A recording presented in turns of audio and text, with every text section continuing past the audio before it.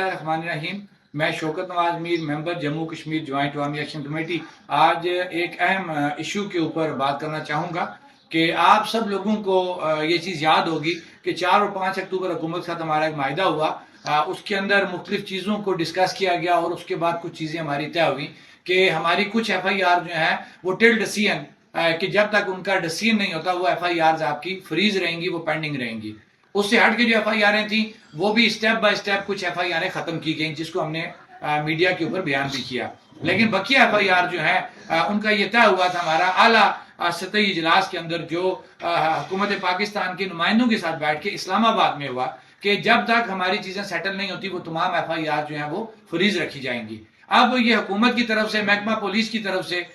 ये जानबूझ के बदअहदी की गई है और जानबूझ के उन FIRs को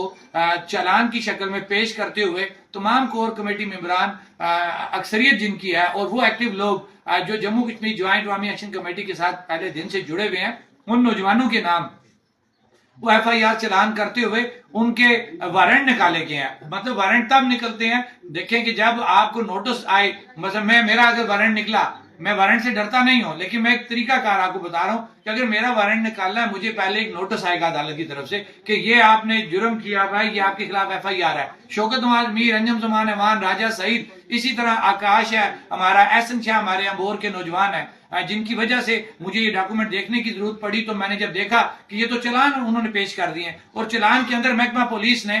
उनके तमाम SHO साहिबान ने बाकायदा गवाहियां लगाई हुई, तमाम झूठ बोल रहे हैं। वो SHO जिनकी कोई कैपेसिटी नहीं है कि वो कातिल हैं और वो सरेआम गोलियां मरवाते रहे दिन दाड़े सड़कों के ऊपर, और वो बेईमान जो है वो गवाह बने हुए हैं उन FIRों के। SHO सिटी, SHO सिविल सेक्रेटरीट, SHO थाना, ये वो बेईमान है जिन्होंने उस वक्त अदारों की इमाम पे सरेआम लोगों पे गोलियां चलाई हैं, और वो आपने गवाह बना दिए, मुंसब बना दिए, गवाह बना दिए कि जनाब ये लोग हैं, इन्होंने जुल्म किया, गोलियां मारे, वो गोलियां मारे पुलिस वाले। SHO उनकी करें निगरानी, मजिस्ट्रेट करें निगरानी, और उसके बाद ही FIRों के चालान जमा होते हैं। उसमें SHO सिटी, SHO थाना सेक्रेटरीट और SHO थाना सदर और उनके बाकी सिपाही जो गोलियां मारने में शामिल है, वो गवाह जो है उन FIRों में बनते हैं। ये वो झूठ और फराड पे मबनी बयानिया है महकमा पुलिस का, इन हुक्मरानों का, कि जिसकी वजह से लोग जो है वो एग्रेशन करते हैं, लोग फिर बेकाबू होते हैं। ये वो मैं कहूंगा कि बदअहदी की है महकमा पुलिस ने, इंतजामिया ने, और हाई पावर जो कमेटी बनी जिसके अंदर हम बैठे, और